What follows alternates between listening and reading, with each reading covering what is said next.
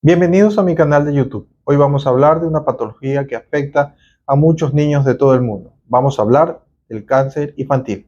Así que vamos a comenzar.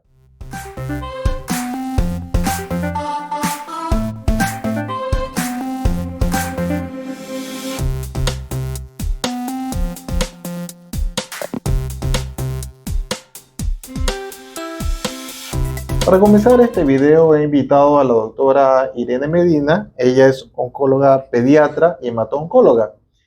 Irene, bienvenida a mi canal. Muchas gracias, muchísimas gracias. Vamos a comenzar. Este tipo de video se realiza con preguntas que me envían los pacientes al canal. Entonces, tengo aquí unas preguntitas y vamos a irlas Perfecto. desarrollando de manera clara porque es para las personas que no tienen mucho conocimiento científico. Y así que vamos a hacer lo más claro posible. Okay. La primera pregunta, ¿nos puedes decir un poquito de qué se trata el cáncer pediátrico? Bueno, mira, el cáncer infantil, aunque no lo parezca, es una causa de morbilidad y mortalidad muy alta durante la etapa pediátrica.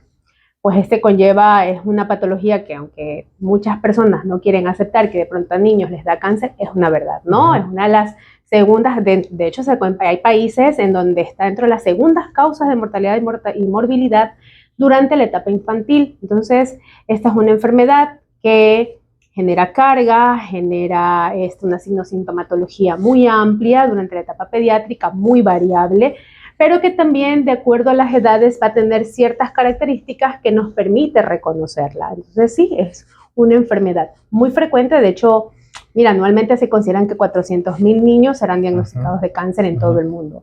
Y no se diga Latinoamérica. Acá en Latinoamérica nosotros tenemos el 80% de la población infantil con cáncer. Entonces sí, es una enfermedad muy frecuente durante esta etapa. Es una cifra bien terrible, sí, realmente. Bastante alta. En cuanto al cáncer infantil, ¿dónde son los sitios que más se presentan el cáncer? ¿Hay un sitio específico donde pueda el padre decir, oye, algo está pasando con mi hijo? ¿O no hay un sitio específico realmente? O sea, dentro del cáncer infantil hay áreas u órganos que se afectan con mayor frecuencia. Uno de estos pues es el órgano hematopoyético, el que está en relación con la médula ósea dentro de los huesitos de los pacientes. Entonces, aunque es muy heterogéneo, el asunto con el cáncer infantil es que puede presentar muchas manifestaciones que no son únicas y exclusivas de una sola parte del cuerpo. Entonces, el niño puede presentar alteraciones en su piel, en sus piernitas, en sus bracitos, en su cabecita, en sus ojos. O sea, no te puedo decir específicamente qué, porque hay una parte específica. Así es. Pero ¿cuál es? ¿Te refieres a la parte hematopoyética, es decir, a la sangre? Así es. Si me refiero a la parte hematopoyética es la sangre. ¿Por qué? Porque esta afecta principalmente a la médula ósea, que es la fábrica de los glóbulos blancos, de los glóbulos rojos, de las plaquetas. Entonces, si es esta la parte que más me afecta, una de las cosas que más vamos a ver es palidez. Entonces, la piel como tal es la parte que va a encontrarse más afectada, con manchas rojitas o manchas moradas. Entonces, por eso digo, es muy heterogéneo. Si es el huesito, que son de las tumores también más frecuentes, pues vamos a encontrar las piernitas o los brazos, los sitios de mayor estiramiento de los niños, las rodillas, por ejemplo, y pues en la cabeza podemos encontrar tumefacciones o en el cuello también incluso adenopatías. Y esto es un motivo muy frecuente de consulta de los pacientes, de los papás, ¿no? Que llevan a sus niños por adenopatías en el cuello. Entonces los ganglios también son partes que se afectan con mucha frecuencia. Adenopatías, las bolitas que se presentan en el cuello, en las axilas, en la ingle. Así es. ¿Hay alguna edad, se ha observado, hay algún estudio que indique que haya cierta edad se presenta más el cáncer en los niños o eso no hay ninguna relación a eso? No, fíjate que sí. El cáncer sí en pediatría tiene mucho que ver con las edades. Hay cánceres que son más frecuentes en menores de 1 año, hay diagnósticos que son más frecuentes a partir del año hasta los 10 años, y hay tumores que tienen un repunte a partir de los 15 años. Entonces, por ejemplo, aquellos tumores de origen germinal que afectan a todas las células que forman a un bebé, que forman a una persona, obviamente se van a presentar durante esas etapas de crecimiento desde el nacimiento, como son los tumores germinales, tienes luego los tumores del ojito, el retinoblastoma, tumores que afectan al riñón, el neuroblastoma, que son tumores más que nada de origen germinal, tumores del sistema nervioso central. Pero cuando ya hablamos de enfermedades como la leucemia, que se puede presentar desde el año, la leucemia puede afectar a todas las edades pediátricas, pero tiene una edad más específica de entre los 3 a los 10 años. Estas son como las edades en las que más solemos encontrar leucemias. Y luego pues tienes los tumores del sistema nervioso central que afectan a todas las edades, pero sin embargo también son estas edades de entre los 5 a los 10 años en donde vas a encontrar un mayor repunte de los tumores del sistema nervioso central. Dependerá mucho del tipo tumoral. Tienen sí cierto comportamiento, no, un comportamiento muy claro que se relaciona mucho con la edad. Y ya en los pacientes más grandes tienes tumores también germinales, pero ya localizados más en el mediastino, y sobre todo los linfomas, son de pacientes más grandes dependiendo, ¿no? El linfoma de Hodgkin. Entonces, sí nosotros incluso para nosotros guiarnos cuando hacemos diagnóstico de cáncer infantil, la edad es un punto muy importante. Es muy importante. Muy importante. En cuanto al mediastino, a los linfomas, que las personas sí entienden lo que es linfomas, porque se habla mucho de eso, te refieres al tórax, a la parte de adentro de los pulmoncitos. Así es, me refiero a toda esta cavidad que está dentro del tórax, que se ocupa por una masa, por un tumor que crece, entonces el niño empieza a tener dificultad respiratoria, tos, es un niño que puede presentar toda una hinchazón de su cuellito, se hincha su carita. Entonces, cuando hablamos de linfoma, también los ganglios son muy importantes. ¿Hay algún cáncer que sea más agresivo que otro o todos tienen la misma agresividad? O sea, que sea más terrible en un niño. Sí, en los niños, por ejemplo, los tumores del sistema nervioso central, de difícil localización, de difícil abordaje, que comprometen áreas vitales como la protuberancia, el bulbo, son tumores difíciles. Partes del cerebro. Partes del cerebro muy importantes que, por ejemplo, regulan la respiración, regulan funciones muy importantes en los pacientes. Estos tumores que son de esa localización, que yo sé que lo mejor sería que el neurocirujano, por ejemplo, me lo opere, lo saque todo, son tumores que se vuelven muy difíciles de tratar. Y por no se diga por la localización y a veces también por el tipo celular. Cuando hablamos de tumores, hay tumores que pueden tener células que no se replican con mucha facilidad, que son más fáciles de tratar, ¿no? Pero hay tumores que tienen un tipo de célula, de estructura que les permite replicarse y crecer con mucha facilidad, se vuelven muy difíciles de tratar porque no son por ejemplo, no tienen sensibilidad a la quimioterapia, la radioterapia. O sea, entonces, no responden a la quimio tan bien como me respondería una leucemia. Claro.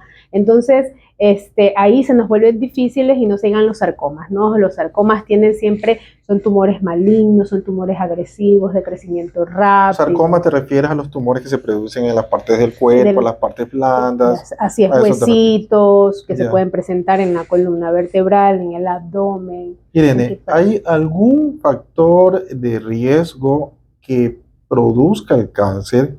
O que el padre pueda decir, pueda hacer algo para que no se produzca el cáncer o no, o los factores de riesgo es que en pediatría, mira, siempre se habla de prevención, por ejemplo, y aquí sí recalco, ¿no?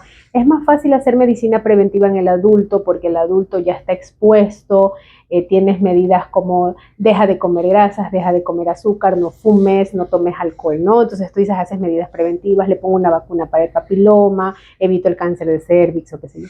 En pediatría no existe la prevención, no hay medidas preventivas porque no puedo decir en este niño voy a tener cáncer.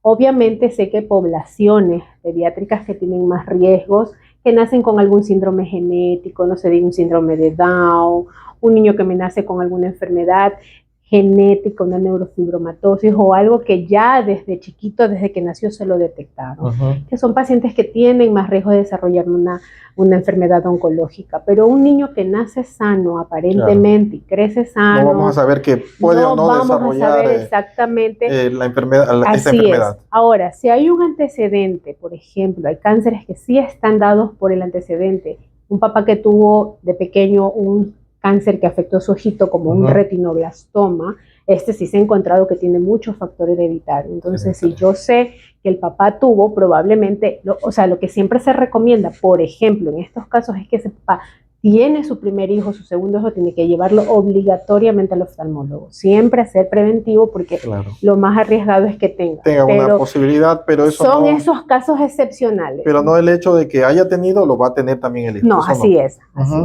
Yeah.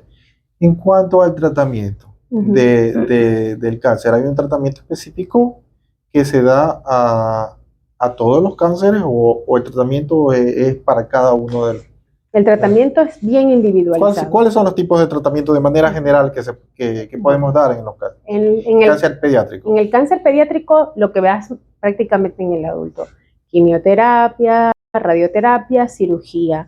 Y actualmente pues está en boga algo que se llama terapia blanco, terapia molecular, que es como buscarle el daño puntual al cáncer para darle a ese tipo de daño, ¿no? Pero en pediatría se consideran todos. Sin embargo, por ejemplo, ya hay drogas bien establecidas, ¿no? Hay quimioterapias o regímenes de tratamiento, como les decimos nosotros, que son un conjunto de medicamentos que ya sabemos son el pilar fundamental para el tratamiento de ciertos tipos de cáncer, como la leucemia, que es el cáncer infantil más frecuente, o los tumores del sistema nervioso central. Hay cánceres o hay tipos de tumores que no son tan radiosensibles y no se me van a beneficiar con una radioterapia, y hay cánceres que se me benefician en un 100% en una cirugía. Entonces, el tratamiento es multidisciplinario, ¿no? Quimioterapia, radioterapia, cirugía, y actualmente la terapia blanco, que puede ser terapia vía oral, intravenosa. Está el trasplante de médula ósea, que también es base de tratamiento en muchos tumores, pero como un tratamiento consolidativo, ¿no? Que es un tratamiento en el que yo busco refinar absolutamente todo lo que ya le hice al niño. Entonces, todos esos tipos de tratamientos existen, esas opciones terapéuticas hay. Ya. De estos tipos de tratamiento, ¿qué consecuencias tiene? ¿Cuáles son los efectos indeseables de este tipo de tratamiento? ¿Qué le pasa al niño? Bueno, el niño padece, el medicamento, la quimioterapia son medicamentos fuertes, son medicamentos intensos, y no se diga en un niño tan pequeño que no sufra consecuencias, desde vómitos, caída de cabello, pérdida de peso, su palidez, ¿no? Cambio en la coloración de la piel. Muchos niños se ponen más bronceaditos, le cambia la coloración de sus uñitas, desde el sabor de su boca. Es muy común que ellos cambien el sabor de su boca, y muchas veces me toca decirle a los papás: no le exija comer, o cuando le dé de comer, dele algo que no esté tan condimentado, que no tenga un olor tan fuerte, porque le va a producir vómitos, le va a dar náuseas. Y pues las consecuencias, como te digo, al ser drogas tan intensas que no me disciernen entre una célula buena y mala, ellas lo que hacen es arrasar con absolutamente todo. Me pueden bajar células buenas que cumplen con mecanismos de defensa, entonces ellos están más en riesgo de tener infecciones, de tener cuadros infecciosos intestinales, pulmonares. Entonces sí tienen más riesgo de las infecciones, principalmente pues lo que te dije anteriormente, que lo vemos muchas veces en el adulto, como es en las náuseas, vómitos, caída de cabello, cambios en la coloración de la piel. De este tipo de tratamientos, cuando el niño recibe el tipo de tratamientos, ¿hay una esperanza de sobrevida? ¿Cuál es más o menos la esperanza de sobrevida? ¿O depende de la biología del niño? Depende del niño. Ahorita sí decimos que la esperanza de vida de un niño con cáncer obviamente ha cambiado, ¿no? Hablábamos que de una tasa de supervivencia en los años 70 del 30%, hemos subido una tasa de supervivencia mundial más del 70%. En países industrializados, ¿no? Lamentablemente en Latinoamérica pues todavía vivimos dentro de un mundo en el cual tenemos muchas limitaciones terapéuticas, diagnósticas y sobre todo diagnóstico oportuno. En Europa, en Estados Unidos, tienen tasas de supervivencia por arriba del 99%, por ejemplo, hablando de la leucemia. Obviamente hay tumores que no alcanzan todavía una buena tasa de supervivencia, y eso se maneja a nivel mundial. Sin embargo, como te decía en un principio, Latinoamérica es uno de los más afectados por cáncer.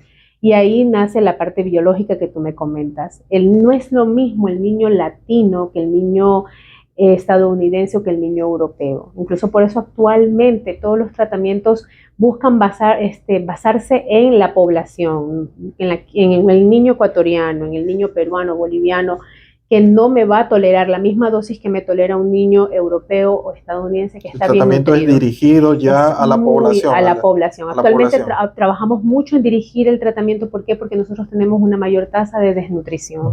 Tenemos pacientes que vienen de áreas rurales con mayor exposición a pesticidas, mayores exposiciones a otro tipo de sustancias que nos complican el tratamiento, ¿no? Que vienen con parasitosis, no es lo mismo, pero sin embargo actualmente se adapta mucho y la esperanza de sobrevida actualmente sí ha aumentado. ¿Y qué es lo que se hace? Que nosotros, el objetivo actual, incluso en campaña con la OMS, con la Organización Panamericana de la Salud, es precisamente por lo menos llegar a un 60% de esa supervivencia. 70% sería algo bien ambicioso, pero ¿por qué no? Entonces, sí hay una esperanza de sobrevida, hay pacientes que logran curarse por completo, que logran hacer su familia, que te prometo, yo los veo en la consulta y ya llegan formados, incluso se han hecho médicos, se hacen profesionales, entonces sí hay esperanza de sobrevida. Qué bueno escuchar eso.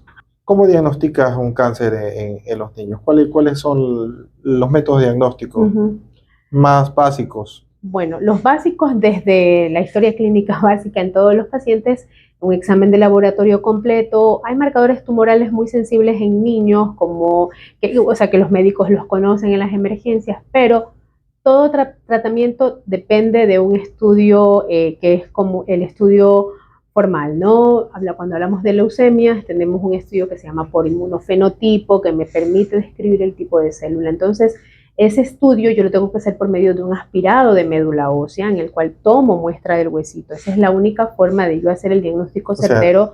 Cuando ya sospechamos un tipo de cáncer, tenemos que hacer el diagnóstico dirigido a ese cáncer. Entonces, si tú me hablas de términos generales, por ejemplo, una radiografía de tórax, un eco de abdomen, si yo observo una masa abdominal, si el niño tiene problemas respiratorios. No siempre pues un niño que llega a un hospital llega con la alta sospecha de cáncer. Claro, Todos los médicos quieren descartar primero cualquier cuestión general.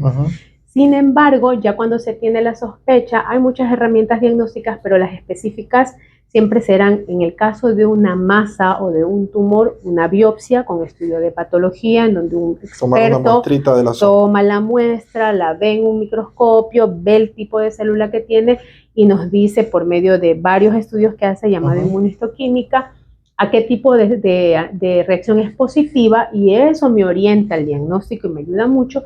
Y pues las imágenes también. Actualmente hay imágenes muy buenas en donde podemos describir un tumor, podemos describir alguna alteración que nos permite llegar al diagnóstico. Irene, una vez que ya diagnosticamos a un niño con cáncer, ¿es recomendable avisarle al niño que tiene cáncer?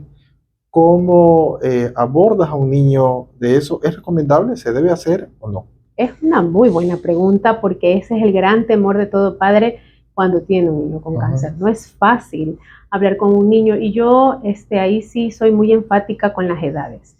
La percepción que tiene el niño de una enfermedad no es la misma en un menor de 5 años que en uno mayor de 5 años, uno de 10, no se diga un adolescente que entiende mejor. Entonces, una de las cosas importantes, siempre se le da la libertad al padre que tome el momento adecuado para decir, pero sí tiene que hablarle de la enfermedad, porque va a estar hospitalizado. Va a estar en un sitio que no es su casa. No es recomendable engañarle, entonces decirle, no, te estamos tratando por otra enfermedad. No, porque va a tener que ir eventualmente a la consulta. Él va a ver más niños a su alrededor compartiendo su cabellito. O sea, y es mejor decirle, irlo preparando para lo que está sucediendo, de tal forma que él también se adapte al tratamiento, sepa. Obviamente a un niño muy chiquito no le puedes decir esas cosas, pero cuando hablamos de niños ya grandes, que entienden, que tienen el celular, que leen en internet, o sea, ya no vivimos las mismas generaciones de antes a la que les decía, quédese callado, mijito, y no diga nada. No. Ya vivimos con generaciones actuales que ya buscan en internet, escuchan todo, perciben todo. Entonces es mejor decirles la verdad en su tiempo, a su medida, como yo siempre les digo a los papás, y que sean siempre papá, mamá o las personas más importantes vinculadas en el entorno del desarrollo del niño. Está bien. Para culminar el video, Irene, ¿algún consejo que tengas a los padres que tengan niños con cáncer o con sospecha? ¿Qué consejo le puedes dar? Bueno, entonces mira, podemos dividirlos en dos. En aquellos padres que tienen niños con sospecha de cáncer, siempre acudan a un hospital pediátrico inicialmente, acudir no esperar, no dejar pasar mucho tiempo. En un niño con cáncer el tiempo es oro, mucho más cuando se sospecha y hacer el diagnóstico oportuno. Entonces siempre es importante llevar un control rutinario de sus hijos y si hay la alta sospecha acudir a un hospital, a una emergencia de un hospital en donde realicen estudios hasta que el paciente llegue ya a un hospital de alto nivel que trate enfermedades oncológicas. Y para aquellos padres que tienen ya niños con cáncer, primero, pues la fe por encima de todo, ¿no? O sea, tener la confianza, darle la mejor, darles esperanzas a sus hijos, cualquiera que sea el resultado, ¿no? A veces no pueden ser resultados buenos, a veces son resultados demasiado buenos, eso no lo sabemos, todo dependerá de la respuesta al tratamiento del paciente, sin embargo, pues no perder la fe, darle fortaleza a su hijo, cuidarlo mucho, cuidarse ustedes, buscar los recursos para aprender a tratarlo, a cuidarlo, leer. Yo siempre les recomiendo a los papás leer, no es nada malo que busquen información en internet, se empapen y luego lo que no entiendan lo conversen con el médico. Siempre conversen, siempre pregunten al médico cualquier situación, pero siempre déjense guiar por el médico de cabecera. A veces cuando hay un paciente con cáncer en la familia, todo el mundo opina, todo el mundo, y a veces hay personas que son ajenas a la situación. El médico va a tener la mejor información, entonces hay que empaparse de la mejor información, llevar el tratamiento, no desesperarse, no angustiarse demasiado. Es muy difícil pedir que no se angustie un padre, sin embargo, la angustia no nos lleva nada más que la desesperación. Escuchar al médico, pero principalmente escuchar a su hijo, todo lo que desee su hijo y pues ayudarlo, cuidarlo mucho y tener mucha fe. Irene, yo te agradezco por haber venido, por darle la información a nuestros amigos. Cualquier pregunta que tengan de estas y otras inquietudes, vamos a dejar en las redes sociales de Irene, claro que sí, abajo en la descripción. Así que si desean otros videos sobre esto, pues pueden suscribirse a mi canal. Gracias, Irene, por haber venido. Muchas gracias. Gracias.